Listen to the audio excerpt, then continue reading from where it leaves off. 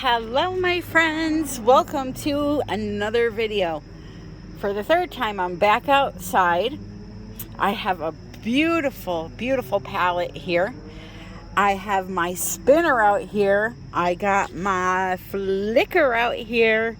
So we are going to do this for one last time. I'm gonna flick the paint, I'm going to spin the paint, and I'm going to design a painting. I'm having a blast going back to the roots of acrylic pouring, where we didn't care about, if we had the perfect Dutch pour or the perfect bloom painting. We just had some good old-fashioned fun. So that's what we're going to do today. And I'm going to tell you right now what these paints are. A majority of them, including the whites, are Global Acrylics. Now this is an Australian brand, a really good brand that I get here in the US with a 10% discount. So that's in the description if you're interested in trying that brand. I really like it. It's a thicker, it's not a heavy body, but it's really thick and creamy, and you don't need much to make a full 8-ounce cup of paint.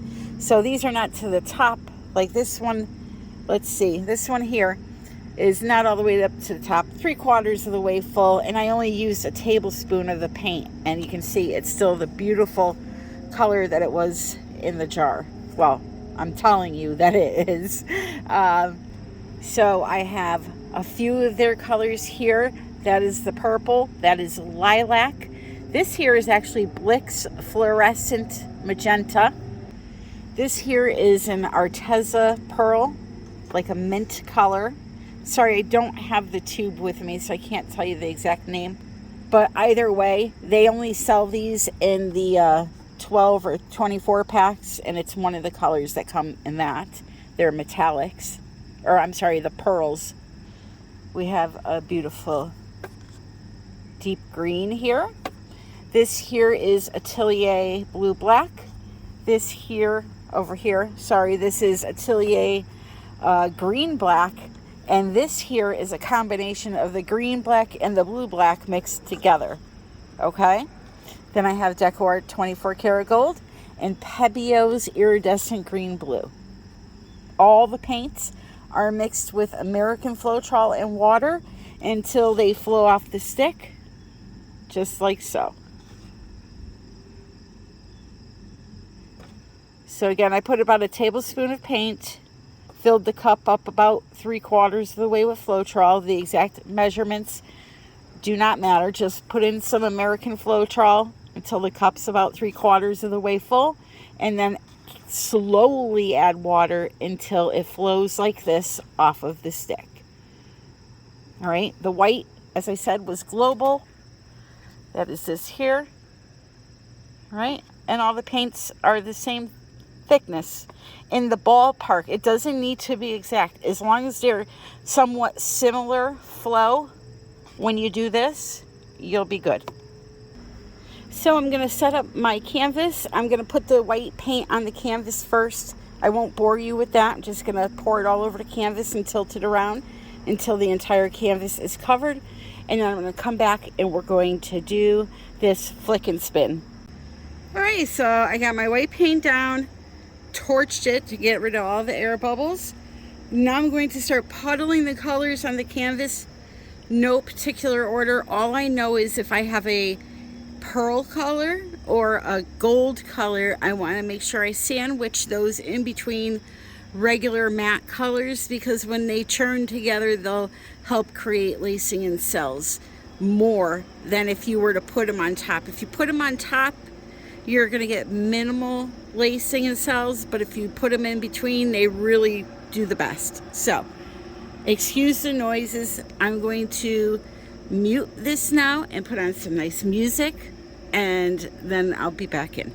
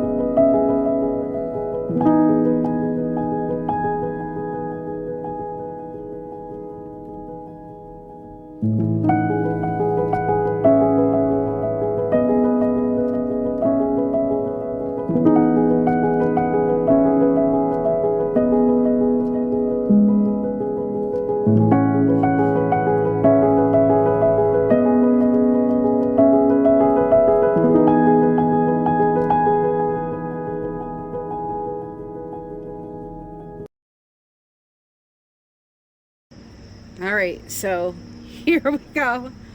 Oh, boy.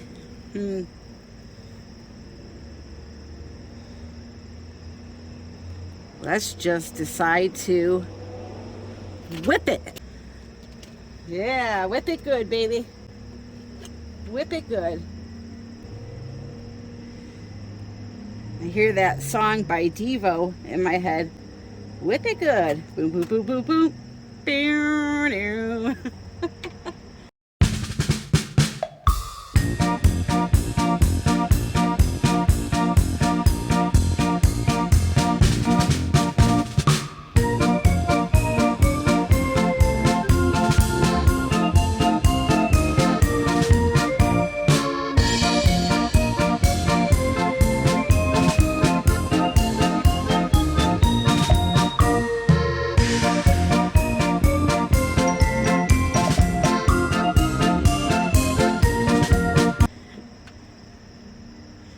Alrighty, let's keep going with this.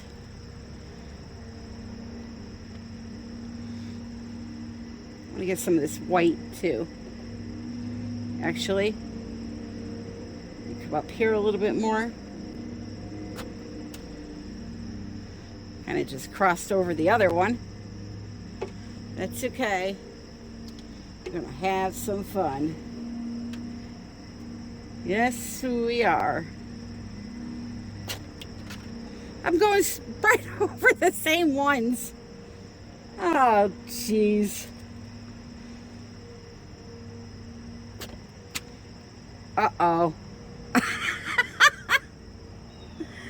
Oh, my goodness. That went all over the railing of the deck. Thankfully, we have to redo our deck, or I would be in deep doo-doo right now.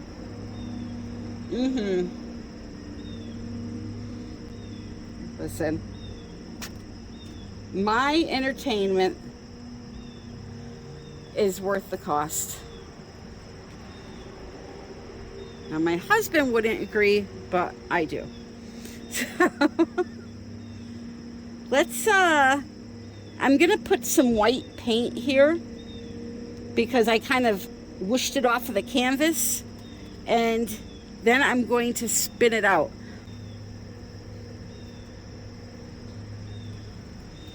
Oh boy, I'm in trouble. I am in trouble, and I don't care. So I'm just kind of filling it in.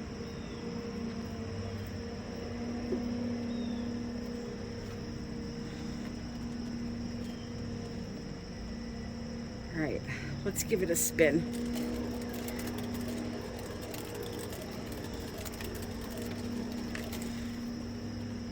Before I do that, let's tilt it back this way a little bit.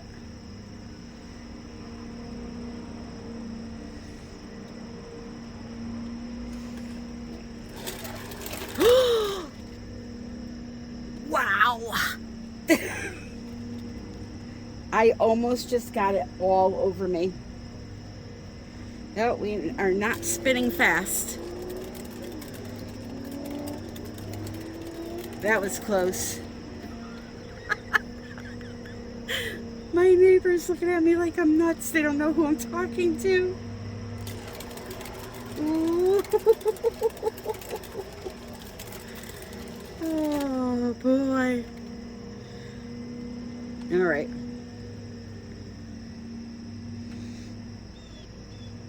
It's kind of cool, but I got all that splatter. So let's do this. Oh, I got a little fish guy here. I got some really pretty cells, but the color's kind of washed out. So hold on a second. All right, people, cheers.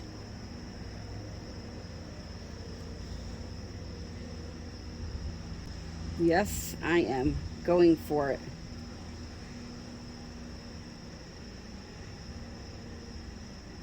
Yes, I know that's a lot of paint, but I don't care. We're having some fun here. So just kind of naturally letting it spread out on its own, naturally. So once you add silicone or anything like a WD-40 or whatever you're using to achieve your cells and lacing that is oily, you're going to have to clean the painting after. What I do, and I will link this video for you in the description. What I do when I use silicone, and before I get into this, let me just say there is nothing wrong with using silicone. Many people still use it. When acrylic pouring first became popular, it's all anybody used. And, you know, somehow along the way, silicone has gotten a bad name, and it doesn't need to be like that. All you have to do is wash the painting and take care of it when it's done, and you can create all these beautiful cells and lacing and weird images in your paintings. So I love to use silicone. But if you use it, you have to clean it. So in the description, I'm going to put a video down there for you. All I do is I let the painting dry for a few weeks. Once it's dry, I take a paper towel that has Dawn dish soap on it. I rub the entire surface and sides down, and then I rinse it off. So that video will be in the description for you. I'm going to take some of this iridescent blue green and swipe right over the top of this.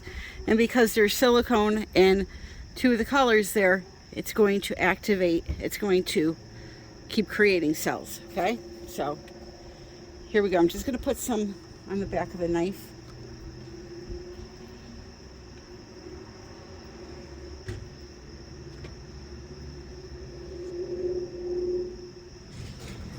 This is a great way to add some color in to the painting, and you know, random areas that you want to add it into.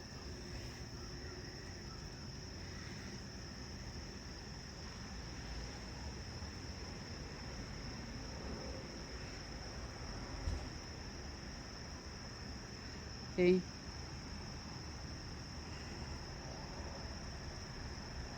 Just like that. And then wipe off your knife. They'll start popping through all over the place here.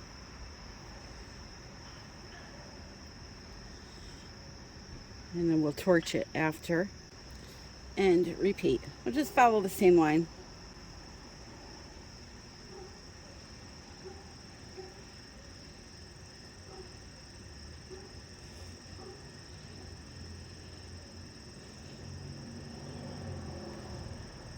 Just like that.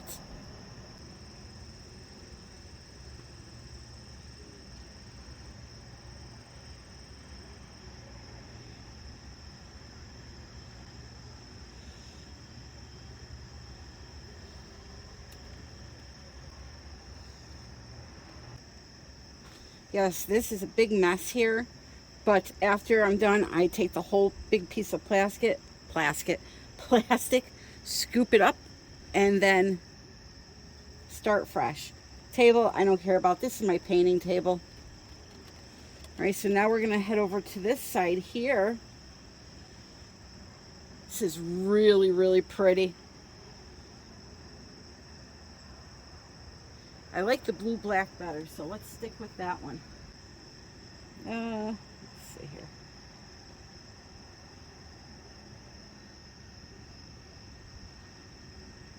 I knew I was going to do that. I should have just went the other angle, and I didn't.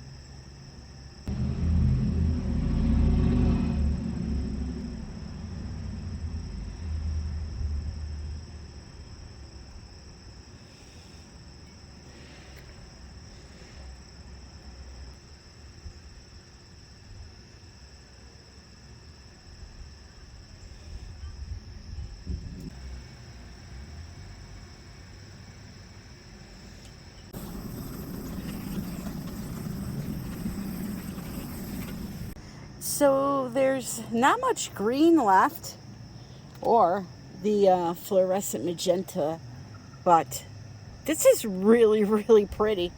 You know, I can definitely see this turned into, I did a flower painting once and used something like this as a background. I mean, the painting itself is even gorgeous. I'm just going to probably leave it alone and maybe black out a few areas and change the composition a bit. But other than that, this is really, really cool. I mean, look at those cells, and see that this is cells. These are cells. When you see something like the bloom and you got all the pretty color, but you just have like veining through it, that's lacing. These are what cells look like. Color inside of color inside of color. All right. It's got a very stone-washed feel to it, vibe. And I know this would look gorgeous with resin on it, so I'm going to leave it alone and bid you a farewell. I hope you enjoyed the video. If you did, on the way out, click that thumbs up button. Don't forget to subscribe, and don't forget to check out the description for information on upcoming classes I have, you know, products, discounts, all of that.